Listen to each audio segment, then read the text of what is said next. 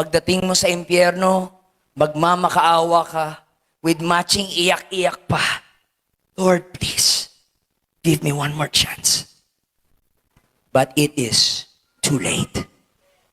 Kasi mas pinili mo yung best life now kaysa sa best life later. James 2:5, dinggin ninyo mga minamahal kong kapatid, hindi baga pinili ng Diyos ang mga dukha sa sanlibutan, ito upang maging mayaman sa pananampalataya. 1 Timothy 6:19, sa gayon, makakapag-impok sila para sa matatag na hinaharap at makakamtan nila ang tunay na buhay.